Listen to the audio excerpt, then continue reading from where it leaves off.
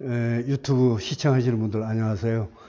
오늘 이 강의를 하게 된 거는 우리 상고사에 이른바 국통맥을 잇는 그러한 프로그램으로 진행되는 방송입니다. 오늘 마지막 날인데요.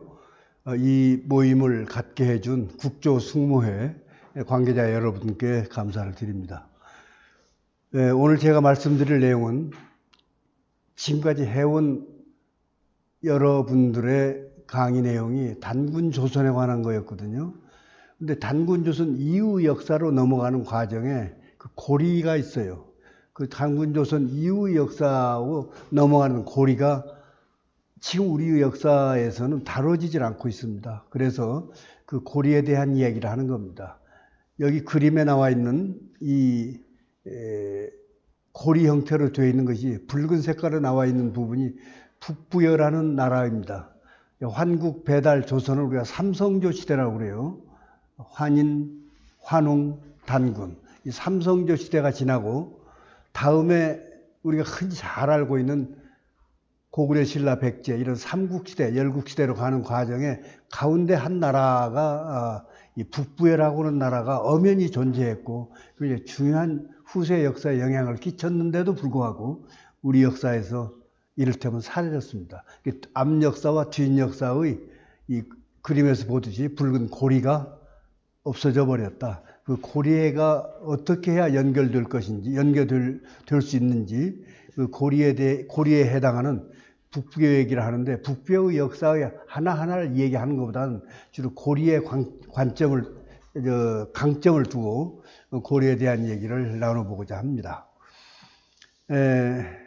사실은 환국시대가 약 한 3,300년, 3,000년 지났고 배달시대가 1,560년 그 정도로 지났고 이 조선은 우리가 흔히 알고 있는 고조선 시대를 얘기하는 건데 이 고조선 시대가 정확하게 2096년이 진행됐습니다.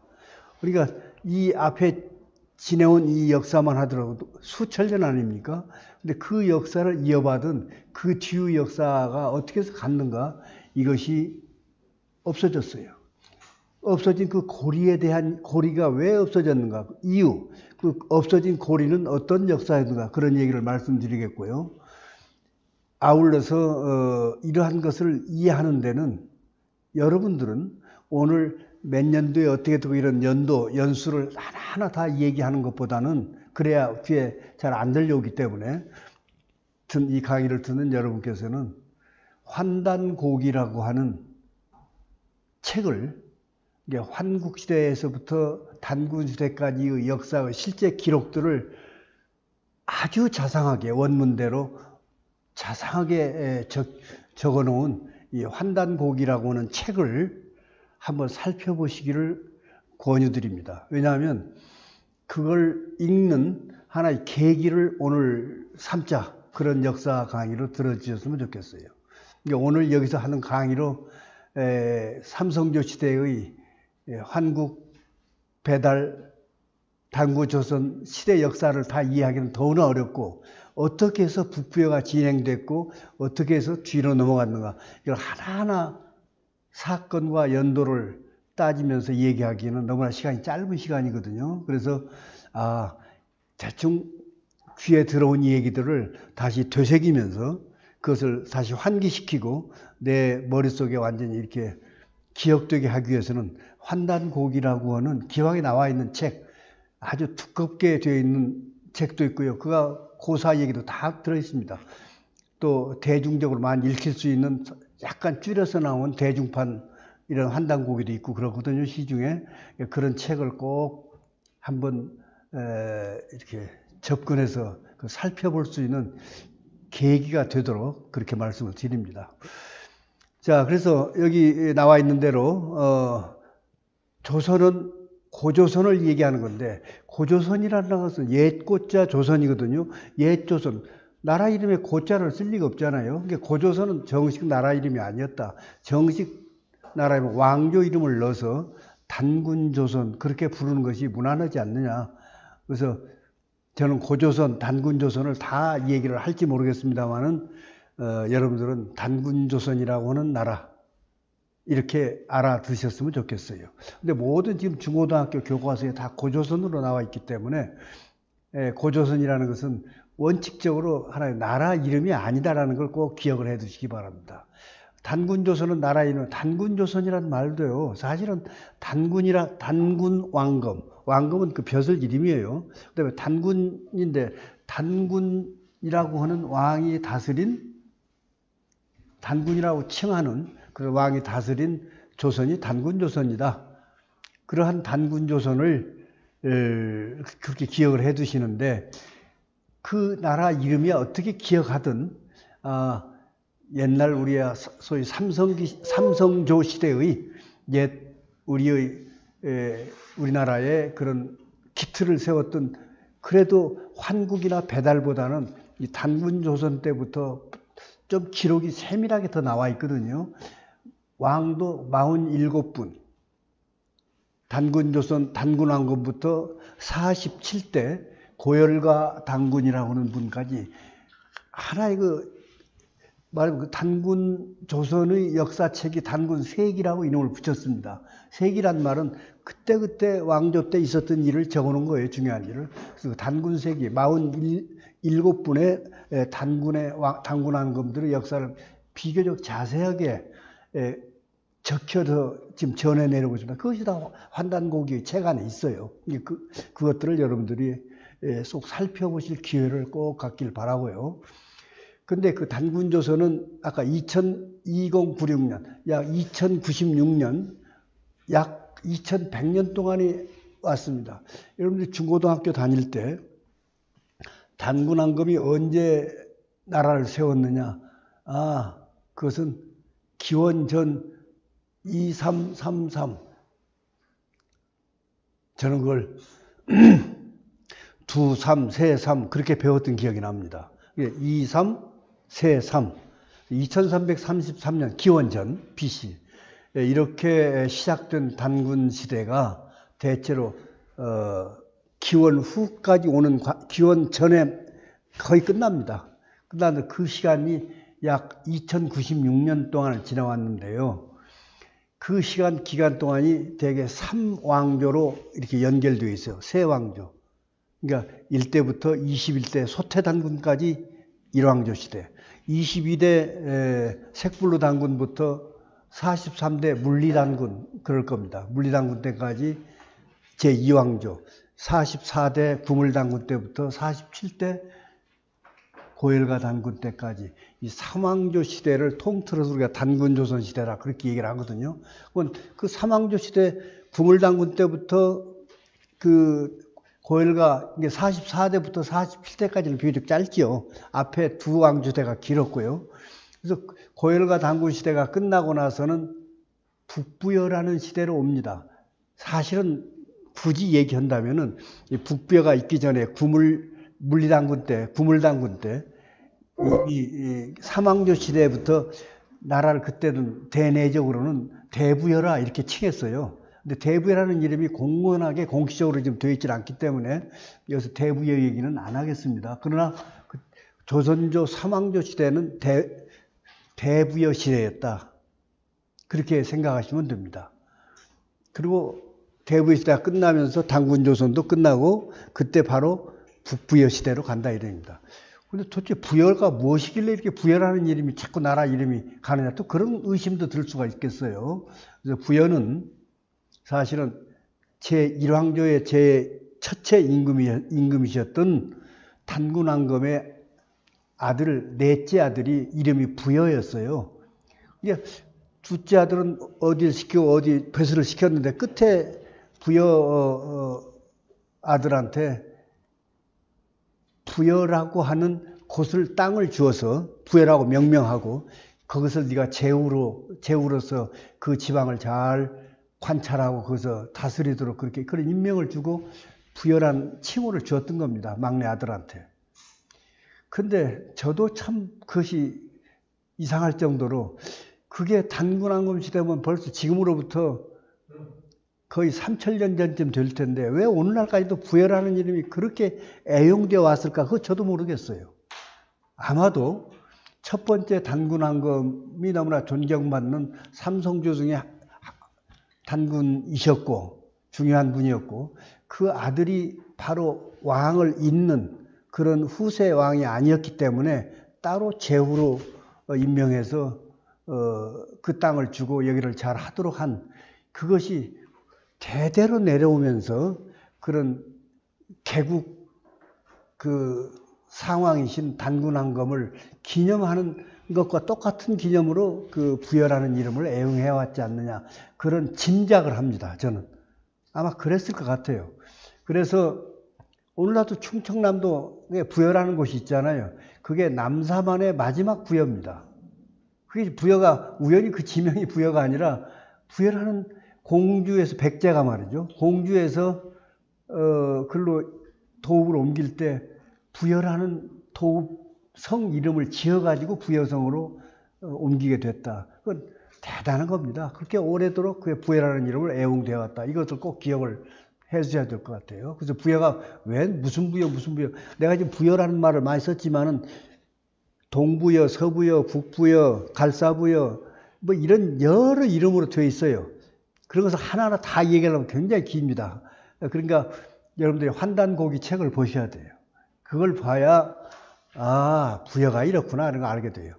말로 들어서는 모릅니다. 책으로서 공부를 하시도록 또 한 번 강조를 드리는 겁니다. 그래서 여기 그림에 나와 있는 대로 북부여라고 하는 빨간 글씨로 된 이 고리가 삼성조 시대 지나서 아까 얘기했죠. 한국시대 약 3000년, 배달시대 약 1500년, 조선시대 약 2100년 지나서 북부여라는 시대가 있었고 그 뒤에 우리가 흔히 중고등학교 때 여러분들 다 지금 분들은 다 지금 중고등학교 교과서가 그렇게 되어 있기 때문에 순서도 신라, 고구려, 백제 아마 이렇게 배웠을 겁니다. 근데 이런 신라니 백제는 안 나와 있고 고구려로 나와 있네요. 고려가.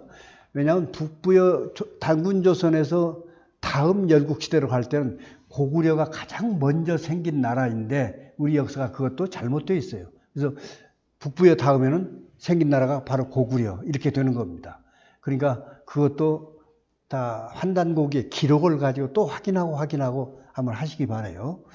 그래서 북부여라고 하는 나라입니다. 그래서 부여는 그런 이름으로 생겼고 그럼 위치가 어디냐? 저는 북부여를 가봤는데 북부여가 이런 유명한 곳이어서 북부여를 지역을 이렇게 부여를 가본 것이 아니라 우연히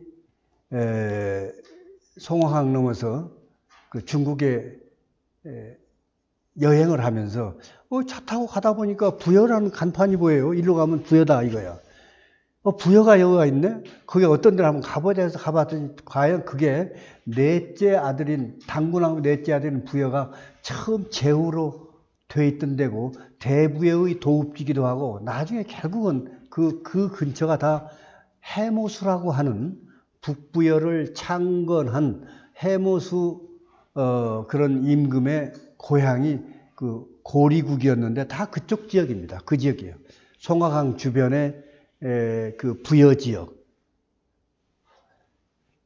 그래서 그러니까 결국은 부여라고 하는 땅이라고 하는 것이 우리는 지금 오랫동안 압록강을 경계로 한 이쪽 한반도 지역을 너무 많이 생각을 하는데 그 압록강을 벗어난 만주 지역이 그 드넓은 만주 전체가 우리의 국통맥을 이어줄 수 있는 옛날 우리 조상의 나라였다. 이것을 한번 꼭 생각을 해 주시기 바라요. 바로 우리의 그 부여라는 곳도 바로 그곳에 있습니다. 그곳에 있다. 그렇게 생각하면 되겠어요. 자, 그냥 여기 보면은 그림 보면은 그 북부여가 없어져 버렸네요. 고리가 끊겼네요. 이게 그겁니다. 우리 역사의 고리가 끊겼다는 거예요. 그 고리를 연결해 주려면 어떻게 해야 되겠습니다. 북부여의 역사를 잘 되살려야 되지 않겠어요? 그것이 오늘의 강의의 주제예요. 이 끊어진 고리를 다시 이어보자 이런 얘기죠. 그 역사가 지금 사라지고 없으니까 그 얘기입니다. 그런데 거기 뭐 한민족 역사가 잃어버린 고리, 북부여사, 북부여사. 이게 북부여라고 하는 북부여의 역사를 기록해 놓는 것이 우리가 고리를 만드는 일이죠. 그런 얘기입니다. 그 다음에 우리가 역사라는 얘기를 많이 합니다만 역사의 중요성을 이렇게 가장 극명하게 간명하게 얘기해 준 문구가 없어요. 이 말을 꼭 한번 새기고 지나가시기 바랍니다. 역사교육의 중요성. 왜 중요하느냐? 국유형하고 유자는 가출 유자지요. 나라는 형태와 같고 형태. 사유혼이다. 역사는 무엇과 같아요? 혼과 같은 것이다. 그러니까 결국은 혼을 모르면은 나라가 자체가 형태도 없는 거죠. 우리의 형태를 잘 간직하려면 어떻게 해야 돼요? 우리 역사에 그런 혼을 잘 살려야 되겠다. 혼을 살리기 위해서는 아까 끊어진 고리를 다 연결해가지고 역사의 혼을 살려야죠. 그것이 오늘 이 얘기 하나의 그 주제가 되겠습니다. 그래서 그 밑에 보면 형가 실혼이 보호하라 그랬어요. 형태가 잃어버리면 형태가 없어지면 없고 혼이 없어지면 형태가 어찌 있겠느냐 이 말이죠. 어찌 그것이 잘 보호될 수 있겠느냐. 그러니까 그 혼을 잘 보호하는 그런 역사의 사실적인 역사를 잘 해야 된다. 이것이 단군세기를 쓴 사람은 이암이라고 하는 분인데요. 그 이암 선생이 고려시대 중기 때쯤 사람입니다. 초중기. 그 사람이 단군세기라고 하는 책을 쭉 역사책을 써놓은 겁니다. 거기에 서문을 썼어요. 서문. 그 단군세기 역사책을 쓰면서 서문이 요즘 페이지로 얘기한다면 한 3, 4페이지 되는데요. 기가 막힌 명문으로 되어 있습니다. 어렵고 명문이고 그래요. 그런 걸 책으로 한번 읽는 그 경험을 꼭 해보시기 바랍니다. 그러니까 단군세기 그 이암 선생이 쓴 단군시대 역사책 얘기에 서문에 쓴 가장 중요한 핵심 키워드고 키 문장이 키 센텐스가 요거예요. 국유형하고 사유혼하니 형가 실혼이 보하. 어떻게 존재하겠느냐 그런 얘기입니다. 한번 보시기 바랍니다. 그다음에 9천년 한민족사에 아까 한국이 3천년, 배달이 1500년, 조선시대 고조선 이게 이제 한 2000년 이렇게 1, 2, 3 이 삼성조 시대 지나서 이제 4번이 북부여 얘기할 건데요. 5번 고구려 그다음에 6번이 대진국은 발해를 대진이라고 그랬어요. 그 바르게 쓰는 말입니다. 발해 이것은 중국 애들이 우리의 나라를 폄하해서 지은 이름이에요. 발해라는 말이. 발해는 바다 아닙니까?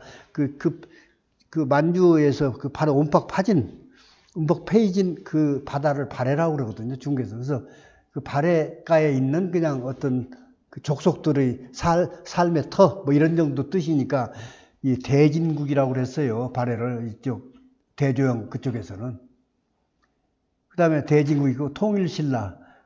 백제가 있었지만 나중에 신라가 통일을 했죠. 이런 나라들이 시대를 지나서 통일신라가 완전히 끝나고 나서 우리 시대 역사는 뭐가 나옵니까? 고려라는 시대가 되죠. 이렇게 해서 쭉 오는 것이 우리의 역사의 국통맥인데 여기서 뭐가 없다고요? 북부여라는 나라가 없어요.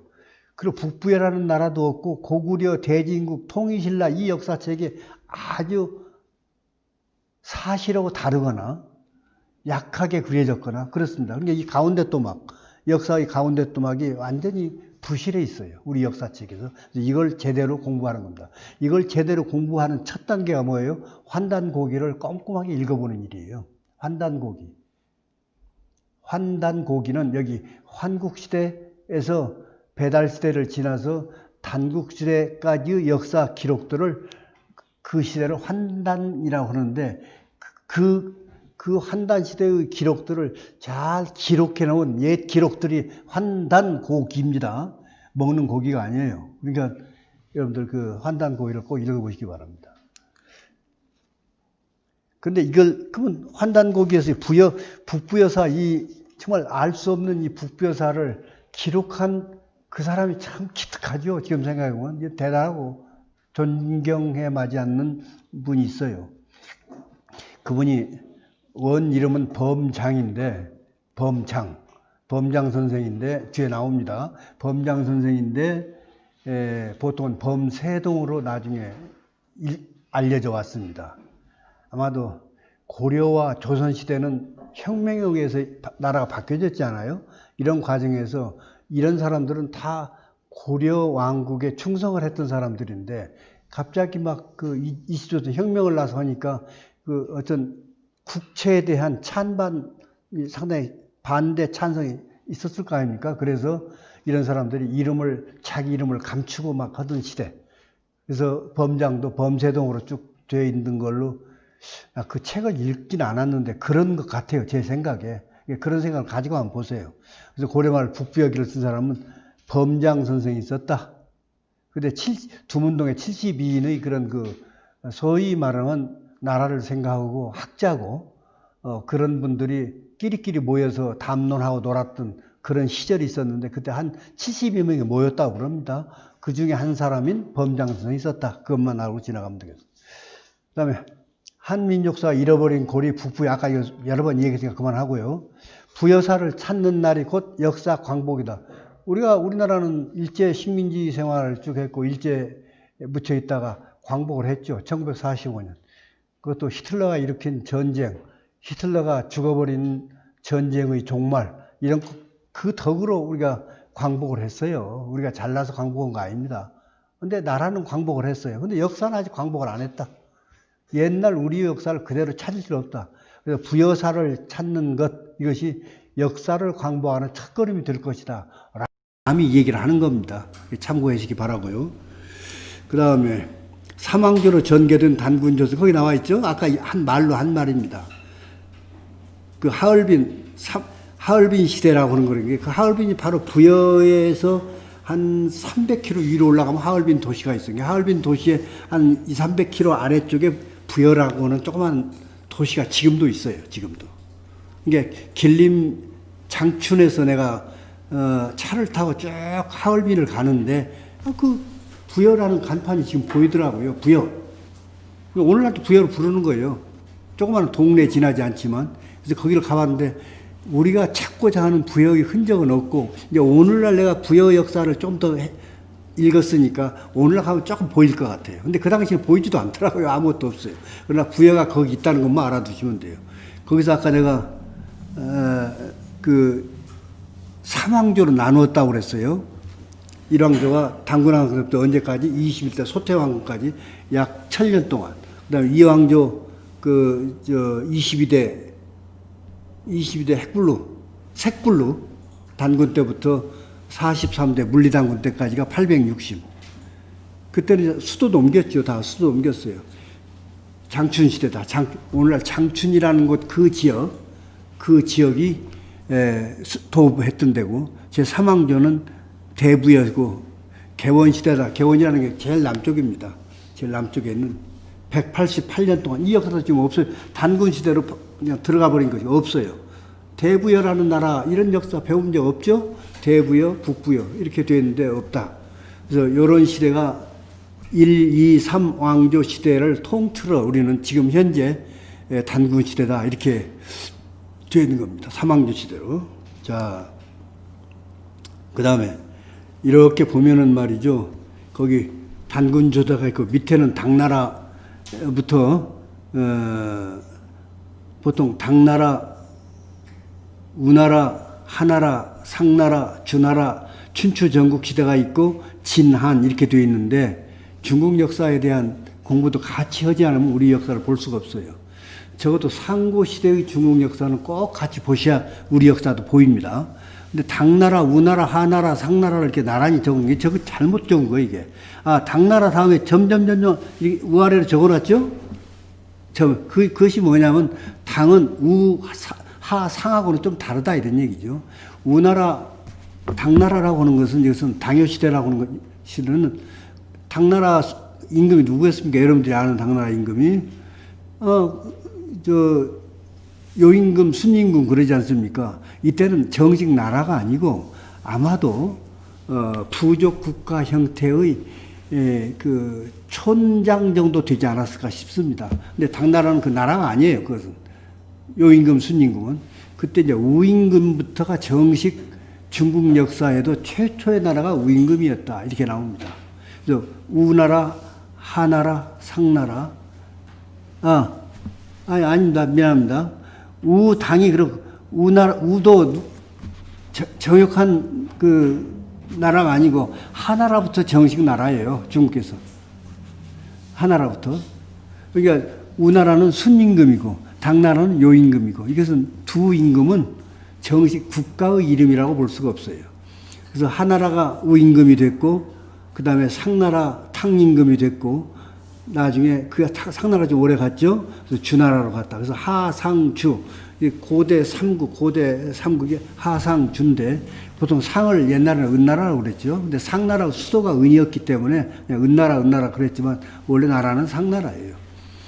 그래서 당나라는 요임금이고 우나라는 순임금이고, 순임금과 요임금의 어떻게 훈김을 받아서 순임금이 잘해서 나라를 세우게 붙들어 준 겁니다. 도와준 거예요. 그래서 하나라를 여름 하자 하나라를 세우는데, 원래 하가 중국의 중요한 토족 민중이에요. 황하족 그랬습니다. 누르왕자 써가지고 그 하족들이 세운 나라, 최초의 나라가 하나라다. 근데 우라고 하는 사람은 알다시피 황하라고 하는 나라, 황하라고 하는 강이 중국의 북쪽으로 쭉 흘러서 산동반도로 흘러가고요. 쭉 오다가 북쪽으로 쭉 올라갔다가 쭉 내려와서 산동반도로 이렇게 흘러갑니다.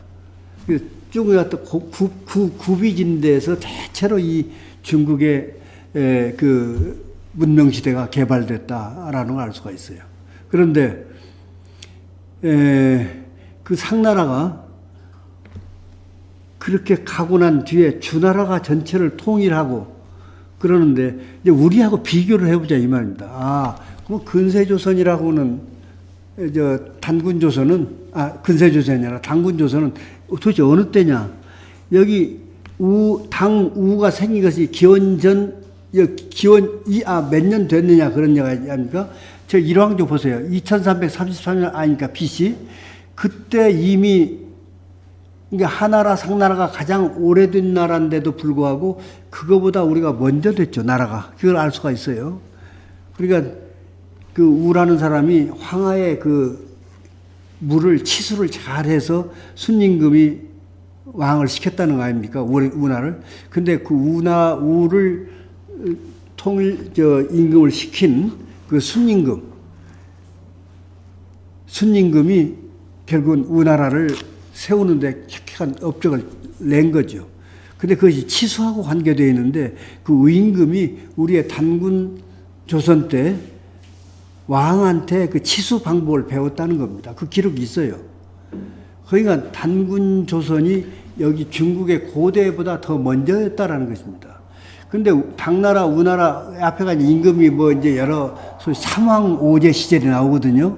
근데 삼왕오제들이 전부 동이족이라는 것이 오늘날 다 밝혀졌어요, 사실은. 근데 그것을 인정을 안 합니다. 그러니까 중국의 고대 역사는 이 우리나라 한반도에서 이 만주 땅 여기에서 간 문명이 결국은 중국 역사를 발생시켰다, 이렇게 해도 과언이 아닙니다. 그렇게 알고 차분차분 공부를 해보시기 바라요. 그래서 이 나라는 이 역사 이렇게 되어 있다. 우리의 역사가 소위 중국의 삼왕조 시대보다 먼저 나라가 생겼다. 이것만이라도 기억을 해두고 나중에 책을 보면서, 한단고기 책을 보면서 한번 살펴보시기 바랍니다. 이제 주나라 때는 주나라가 굉장히 오래 가지요. 그래서 주나라도 나중에 이제 저쪽에 동주로 서주에서 동주로 이사가고 그러는데, 그 시대에 춘추 전국시대라는 아주 전쟁의 시대가 있습니다. 이 전쟁의 시대 얘기하면 또 너무 기니까요. 춘추 전국시대. 이때 춘추 전국시대는, 춘추시대라고 하는 것은 중국이 여러 지역의 부족 국가들이 한 70여 개의 나라로 나누어져 있었어요. 그 나라들이 서로 싸우는 시대가 춘추시대예요. 그래서 칠웅이라고 하는 7개의 나라로 줄어듭니다. 통폐합되고 막 강한 대로 되고 해가지고. 그래서 7개 나라하고 그 상나라하고 같이 있다가 상나라가 망하고 주나라가 되니까 주나라에서는 그 7개 나라를 중심으로 해서 그러나 그 주나라가 세워지니까 그 7개 나라끼리 또 싸우는 거예요. 이게 춘추시대 전국시대예요. 거기서 7개 나라가 서로 싸우다가 나중에 진나라 시대가 진시황이 통일하는 것이 말하면 전국시대의 끝마당입니다. 그때 끝나고 나면 누가 옵니까? 결국 나중에 한나라 시대가 와요. 진나라 한나라죠. 진은 그 아까 통일한 진나라예요.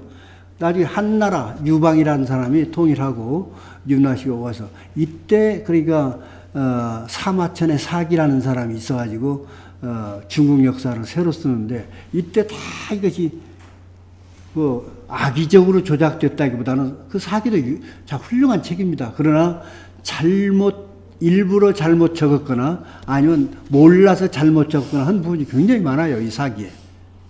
그것을 발견해낼 수 있으면 중국 역사 공부를 많이 한 겁니다. 그렇게 되기를 바라요, 여러분들도. 나중에 보시기 바랍니다. 그래서 그 사마천의 사기가 나오면서부터 오늘날 우리가 묘금도 유씨가 있죠? 유씨가 중국의 한나라 한자, 한족의 대표로 이렇게 나라가 서게 되는 겁니다. 그게 사기의 덕분이에요, 그게. 네. 그런데 그런 중국과 우리의 삼왕조가 어떻게 왔는가? 북부에는 그러니까 한고조가 한무제가 우리나라에서 한사구를 설치하고 막 이럴 때 북부여 시대가 됐다는 겁니다. 이때 한사구를 설치를 못하게 막은 사람이 고두막한이라고 하는 사람이에요. 여러분들은 동명성왕 이렇게 더 알고 있을지 모르겠습니다만은 그 고두막이라고 하는 사람이 바로 해모수의 5번째 고손자쯤 됩니다. 그러니까 그쪽에서 한 고조 이때 시대예요. 그러니까 북부여가 출발해가지고 북부여를 이제 맺는 사람이 아직 얘기를 다 안 했습니다만 해모수 밑에가 나중에 고주몽도 나오고 동명상하고 나오고 이런 사람이 나와요.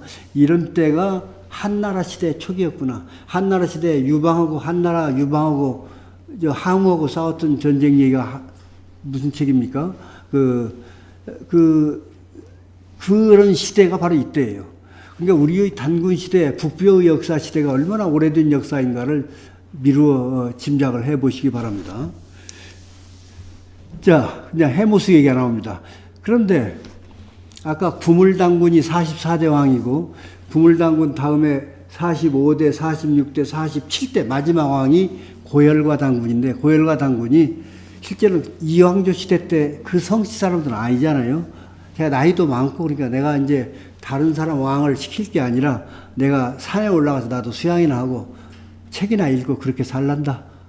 은퇴를 선언하니까 그때 나타난 사람, 그때 막 나라가 복잡했어요. 우하충이라는 사람이 막 반란도 일으키고 어느 나라나 무슨 나라가 망하려면요.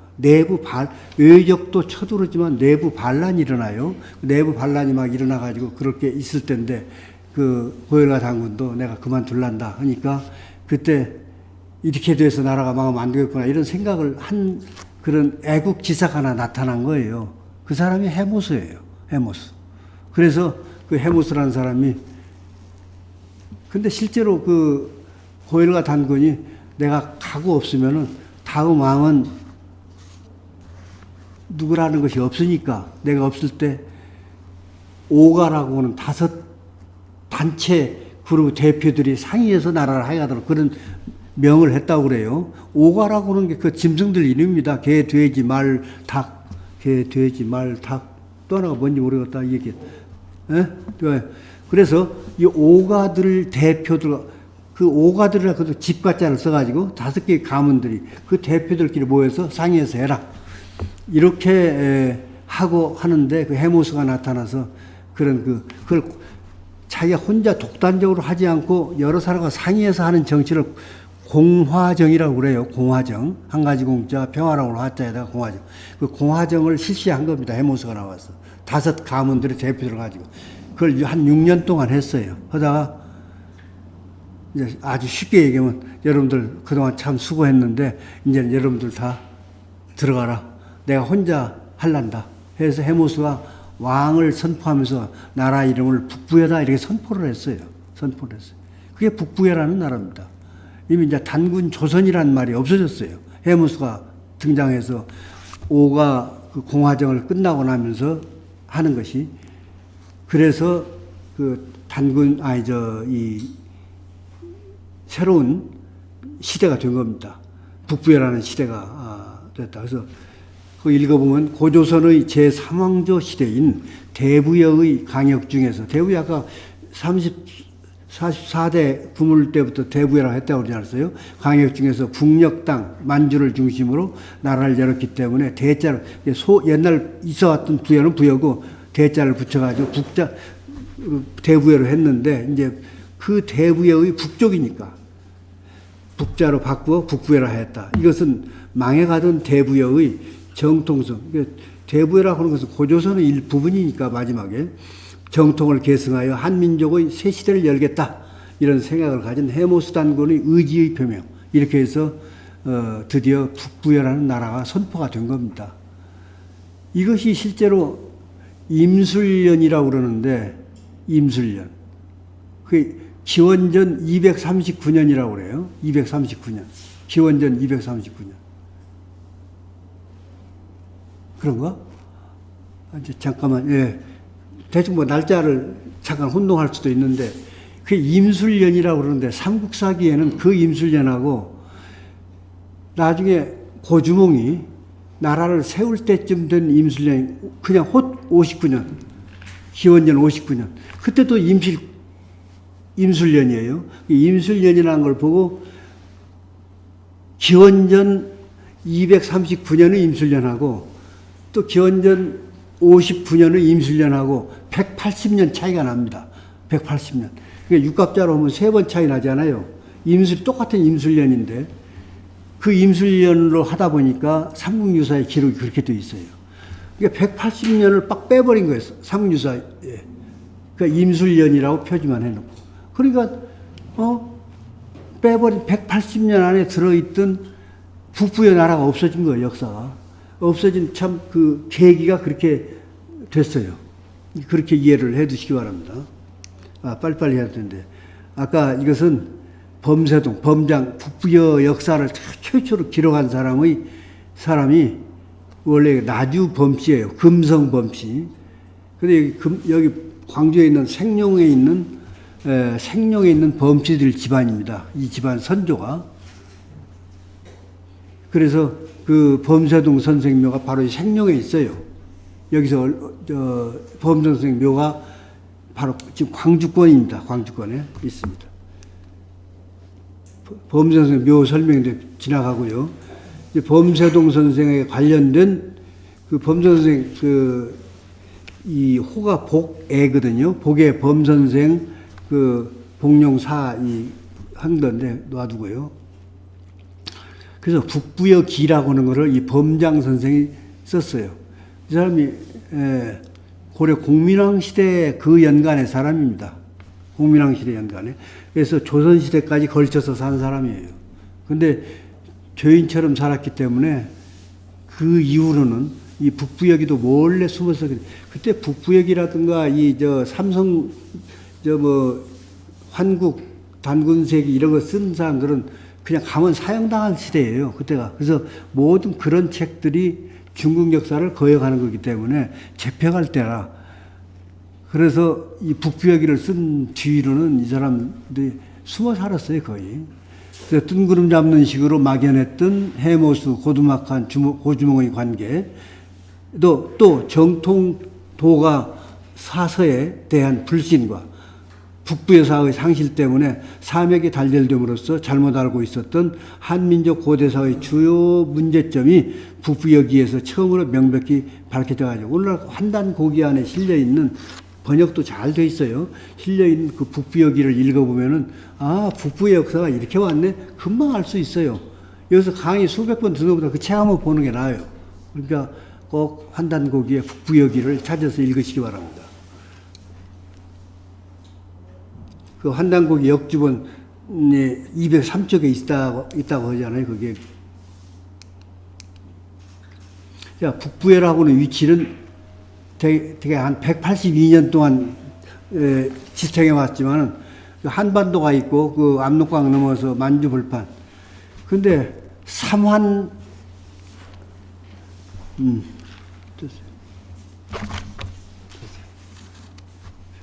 이 우리 단군 시대가 땅이 어디였을까? 근데 그걸 단군 시대의 땅을 주요하게 알려주는 말로 삼한 관경제 이런 말이 있어요. 먼한 이게 삼한으로 되어 있는데 그걸 맡아서 각 한 한을 가령 진한, 번한, 마한 이렇게 되어 있어요. 여러분들은 중학교나 중학교 다닐 때 변한으로 배웠지 번한 소리는 안 들었습니다. 내가 말하는 것은 북조선에 있는 북사만은 번한이에요. 진한, 번한, 마한. 마한은 이 한반도 전체가 마한이고 진한은 저쪽 하얼빈 쪽에서 저 북쪽으로 있는 진짜 왕이 단군왕검이 살던 그가 정치하는 데가 진안이고 나머지 가운데 산동반도에서 만주 벌판 연경까지 이런 이 지역을 다 번한이라고 그랬습니다. 그렇게 삼한으로 나누어서 전부 관경을 나누어서 정치를 했어요. 그 말은 땅이 너무 넓기 때문에 그 삼한마다 제후 왕을 다 뒀어요. 두어서 정치를 했다. 근데 그걸 전혀 모르고 나만 뭐 마한 진한 변한하면 그냥 경상도 어디에 있는 거기만 생각을 하게 됩니다. 그러니까 그것부터도 좀 바꿔줘야 돼요. 그것부터도. 여기서 삼한 관경제도라고 하는 것은 진안은 저기 북쪽에 훈춘 있는데 하얼빈 오른쪽에 그 지역 두만강 끝쪽 그 지역을 중심으로 하는데 그 밑에 중간부터 밑에 그 공자님 살던 동네 산동반도 이쪽까지를 번한 이 한반도 전체를 마한 이런 삼한 관경을 두어서 정확하게 이 정치를 했습니다.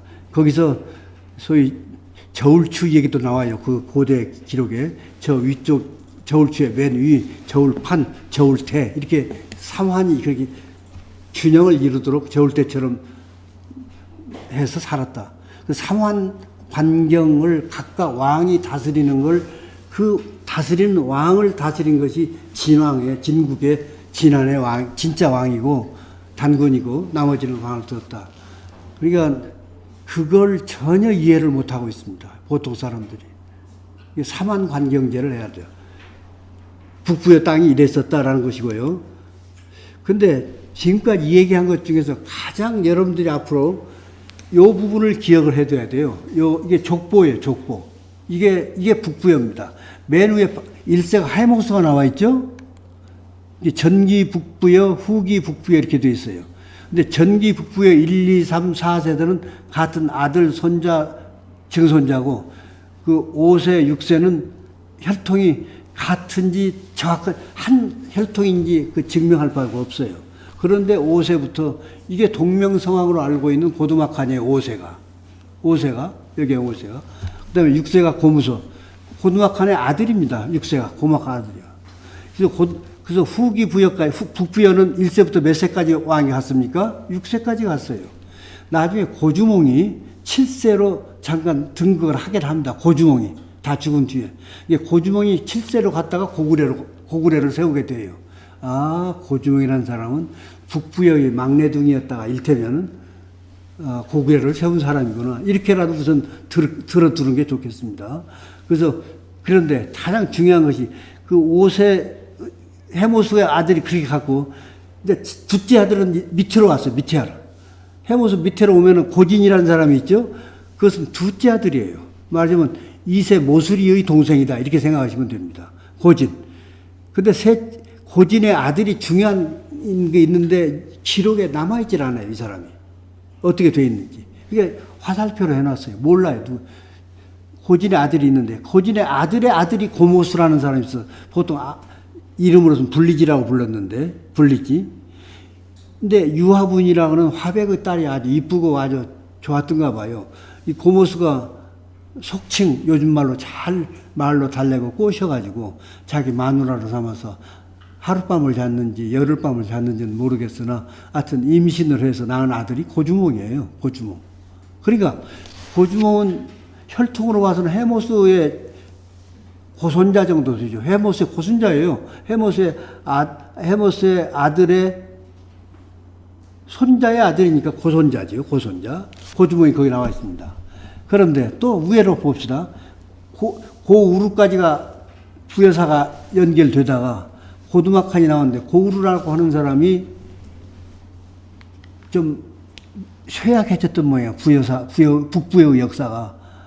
고두막한이라고 하는 센 사람, 이때 한나라가 막 쳐들어와서 막 한사군 만든다고 막 그럴 때입니다. 그럴 때인데 고두막한이 그 한사군도 못 만들게 만들어버리고 한사군을 전부 척결하고 이런 사람이 고두막이에요. 그러니까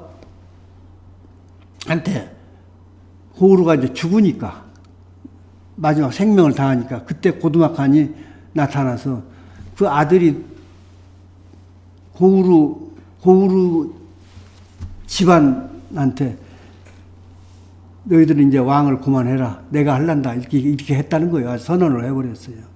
그래가지고서 고우루는 아들이 없으니까 그 아우인 헤브루가 바로 이어야 될 텐데 헤브루를 왕을 못하게 하고 내가 왕을 다스릴 테니까 나는 왕의 멧돼조 자손 아들이다. 내가 앞으로 왕을 하니까 동생을 왕을 하지 마라. 딴 데로 가거라. 이렇게 했다는 거예요. 그래가지고 간 사람들이 저 동쪽으로 가가지고 저 북쪽으로 가서 헤브루가 거기서 동부교를 세워서 했다는 거예요. 그 헤브루 아들이 금화라는 사람이에요. 금화. 요 이제 그 신화처럼 이해가 나옵니다. 여기는 금화가 아들이 진짜 어떻게 해서 장가가서 아들 낳아서 금화가 아니라 아기를 주웠더니 금화라는 와랑 개구리 왔자요. 황금처럼 생긴 개구리처럼 생겼는데 아주 귀여워서 키워서 나중에 왕을 시켰다는 거예요. 헤브루가 아우의 아들이에요. 그게 금화. 그 다음에 대소 이런 사람들은 이제 본 북부여를 못 차지하니까 다른 나라로 부여를 벗어나서 동쪽 부여로 갔고 그 밑에 보면 대소 동생들이 대소는 아들이었고 동생들이 갈사부여 그 다음에 또 종제 사촌 동생이라는 거지. 연나부 부여, 서부여라고도 흔히 얘기를 합니다. 서쪽. 이런 데다가 부여라고 하는 나라를 다 세웠어요. 이런 사람들이. 이게 북부여에서는 멀어진 겁니다. 당군조선에서도 멀어지고 이런 종류가 하나 있었다. 근데 우리가 알아야 될 건 그 가운데는 그렇게 되어 있는데 근데 우리나라 영화를 됐든 소설이 됐든 이런 사람들이 금화하고 대소가 막 고주먹고 싸우고 막 했던 얘기가 나오는데 다 지어낸 얘기예요. 이게 여기 사실의 역사가 이겁니다. 그래서 고두막 그 계통은 아들로는 바로 갔고 밑으로 온 것은 이제 동생들이라 밑 따로 나와서 고주몽이 그렇게 태어났다. 고주몽은 해모수의 고손자예요. 바로 고손자. 그러면 고두막 와서 보니까 고두막과 고무선은 형제 또 아들과 아버지니까 그 고두막과 고무선하는 6세 북부의 6세 왕이 고무서지요. 그 사람이 고구려 시조 고주몽을 사위로 삼았어요. 여러분들이 막 소선호라는 여자 이름 많이 들어서 알 겁니다. 소선호. 네, 소선호가 6세 고무서의 딸이에요. 그래서 자기 사위를 삼았어요. 고주몽을. 그러니까 그 고주몽은 이쪽 같은 혈통이지만은 사위가 되기도 했고 그래서 자연스럽게 7세 고주몽 이렇게 한때 갑니다. 그러나 그건 안 하고 자기가 고구려를 세워버려요. 왜냐하면 해모수가 자기 같은 고려 사람이고 고구려 사람이고 그래서 그 고구려라는 이름도 해모수의 고향이 고리국인데 그게 다 따져보니까 고구려라는 지명이 있어요. 거기 지명을 따서 나라 이름도 고구려라 하고 나라를 세우게 됩니다. 고주몽과 고두막을 동명성왕이라고 그러는데 동명북을 세웠어요. 고두막이. 근데 고주몽 강호 동명성왕을 같은 사람으로 막 역사에서 기록이 되어버려서 고두막한과 고주몽이 같은 사람으로 기록이 되어 있습니다. 지금 동명성왕으로. 그게 전혀 다른 사람이에요. 그리고 고두막에 딸이 파소라는 딸이 있어요. 근데 그 파소라는 딸의 기록이 여러 군데 있습니다. 신라 경주에도 있고 박역거서의 어머니예요. 이게 파소가. 기가 막힌 일이에요. 이게. 박역거서의 어머니. 그 그 얘기를 다 못하겠습니다, 지금.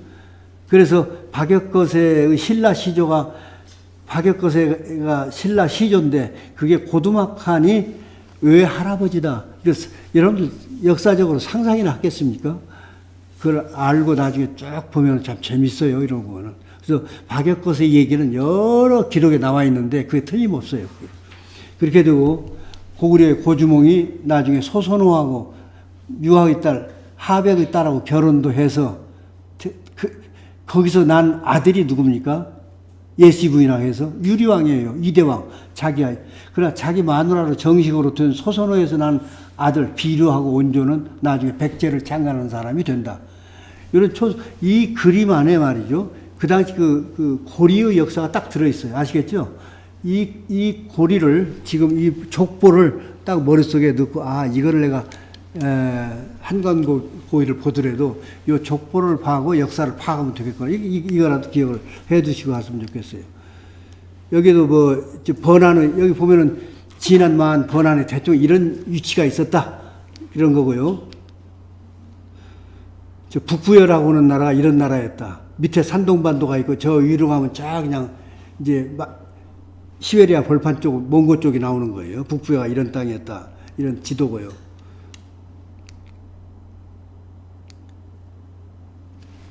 이게 북부여기 책에 실려있는 첫 머리가 이렇게 나와 있다. 이런 얘기입니다. 오른쪽에 있는 사람은 주몽 영화에서 찍은 사진이에요. 주몽으로 나온 사람 얘기. 별로, 그 범장이라고 나와 있죠. 고개거사 범장이 찬했다. 이 북부여기를 썼다. 이런 얘기. 그 다음 해모수의 선조는 고리국 사람이다.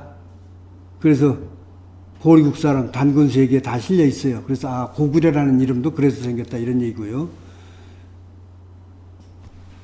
이제 해모수가 북부여를 건국했고 쭉 나와 있죠. 그 다음 한무제가 한반도를 위만정권이 여기를 쳐들어왔는데 위만정권의 손자가 우거라는 사람이 있고 우거한테 쫓겨서 우리 기준이라고 하는 번안국의 그 왕은 군산으로 바닷속으로 해서 와가지고 마한을 이쪽에다가 이게 마한 땅이니까 마한을 세우는 일이 생깁니다. 그 뒤로 이제 그 과정에서 번안은 변안으로 변해요. 이게 번안이라는 번자나 변안이라는 변자나 어떤 한자의 뜻이 있어서 그렇게 한 것이 아니라 원래의 토속어가 그 발음이 비슷하게 나서 그걸로 난 판단이 됩니다. 그러니까 번안, 변안이 다 똑같은 거예요. 그 변안은 일로 와서 경상도 지방에 변안이라는 그 후예들이 와서 또 변안 불렀고 마한 듣고 진안은 아까 파소 딸이 거기 와서 아들이 밖에서 왕을 했잖아요. 그러니까 거기가 왕의 본 사만 시대나 남사만 시대 때도 거기가 본왕이다 해서 그걸 진안이라고 부르고 진안 사람들이 갔다고 그래요. 그 역사가 애매합니다. 그런 역사들이. 남사만 시대의 진안, 변안, 마한이 이렇게 전라도 가운데가 변안, 저쪽 동쪽 끝이 진안 이렇게 되어 있고요. 그래서 그게 남사만이고, 이쪽에 남사만이죠. 그런데 오늘날 현대 사만에 어디요? 지금 마한만 있어요. 부여만 있습니다. 부여 쪽만. 그러니까 그런 이름들이 아직도 나오고 있다라는 얘기고요. 이거 할 얘기가 정말 많은데 얘기를 다 못하고 끝내서 대단히 죄송합니다. 그래서 여기도 그렇고요. 해모수 단군이 즉위한 시대 연대고요. 해모수 오가가 공화정을 종결하고 이렇게 해모수도 또 이때는 말이죠. 본조선왕으로 삼은 상하운장을 지켜야 했다. 북부여기에 나와 있는 얘기입니다. 그건 다 아까 한 얘기들이에요.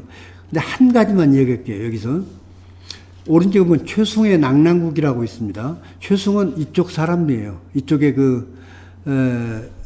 번안에서 중요한 위치에 있는 사람인데 그런 사람이 평양이 지금 한반도 마한 땅이 굉장히 살기가 좋다니까 그쪽에 가서 나라를 세우겠다 해서 식소를 데리고 그쪽에서 나라 낙랑국이라고는 낙랑이라는 말이 중국에 많이 있습니다. 낙랑군이 아니라 한사군의 군이 낙랑국을 세워서 거기서 평양 근처 밑에다가 대동강가에다가 나라를 세운 사람이 최숭이라는 사람이 번안 사람이에요. 그런데 한사군의 낙랑군이 여기 있었다. 호동 왕자가 낙랑 공주하고는 공주할 때 공주가 여기 사람이라고 낙랑공주가 이 최승의 낙랑부하고는 아무 관계가 없는 사람이에요. 지어낸 일입니다. 마지막 낙랑군이 현돈이 대방이 한사군이 한반도 땅에 있어본 일이 없어요. 근데 결과만 얘기할게요. 그러니까 이거 낙랑국은 굳이 낙랑군의 낙랑국이 아니고 낙랑국이 따로 있었다는 걸 드러내주는 그런 지도책입니다. 자, 194년에 기준이 떠돌이 도적 위만에게 패하여 바다로 들어가서 쭉 발해에서 배 타고 와가지고 군산 앞바다에서 어뢰산이라고 하는 산이 있어요. 거기 와서 마한을 세웠다. 이것이 기록 나와. 이 얘기도 길게 해야 될 텐데 지금 다 못합니다. 나중에 꼭 책을 보고 그렇게 기억해 두시기 바랍니다. 거기는 이제 번안에 참고로 말이죠. 번안에 왕들을 이게 기준이라고 하면서 여기 어뢰산으로 온 기준왕이 74번째 왕이에요. 그러니까 74번의 왕이 번안의 왕이었으니까 당군 시대에 얼마나 길었다는 알 수. 번안이 땅이 가장 넓어요. 진안이 있고 밑에가 번안, 그다음에 마한은 한반도가 마한이고 번안의 그 임금이 제후들이 굉장히 중요한 역할을 했는데 거기 마지막 왕인 74대 준이랑 기준 오늘 그 기자 대중밑에다가 그 기자 이 기준이라고 하는 왕이 쫓겨서 우거라고 하는 위만의 손자인 우거한테 쫓겨가지고서 그냥 일로 와버렸어요. 안 쫓겨 거기서 계속 살면서 그 땅을 지켰어야 될 거를 쫓겨와가지고 그 만주 골반에 다 뺏긴 거예요. 결국은 그러니까 우리끼리 하는 얘기는 그렇게 얘기할 수도 있습니다. 어쨌든 와서 74명의 그런 사람들이 여기 쭉 있었다는 얘기고요. 그 지도는 특별한 그러니까 이제 나중에 여기에 출자 고구려 이 말이 왜 안 나오는 거 모르겠다. 결국 말이죠. 어뢰산 여기에요. 이제 이건 중요한 게 아니고 마지막 한마디만 할게요. 그건 북부여라고 하는 데서 고구려가 나왔죠. 주몽이 나중에. 근데 그것이 광개토도왕 비문이 광개토도왕 비문은 죽고 난 뒤에 바로 거기다가 비문을 세서 새겼기 때문에 그걸 거짓으로 새길 수가 없어요.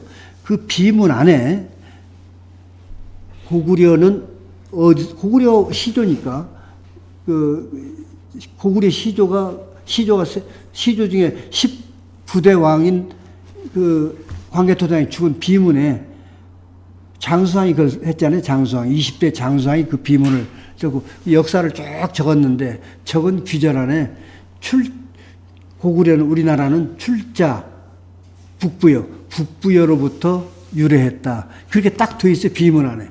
그 기록보다 더 참된 기록이 어디 있겠습니까? 고구려의 존재는 뭐냐? 아, 북부여에서 나왔다. 이게 정확히 나와 있어요. 그 비문에. 출자 북부여. 그러니까, 그렇게 이해하시고, 하여튼 여기서 얘기하고 있는 환단 고기의 내용을 중간 보고처럼 얘기를 했지만은 이것을 더 깊이 이해하려고 노력하고 관심을 가지고, 역사를 제대로 알아서 정말 역사를 복원하는, 말하자면 역사 광복하는 일에 여러분들이 큰 힘이 되어주기를 간절히 바랍니다. 감사합니다.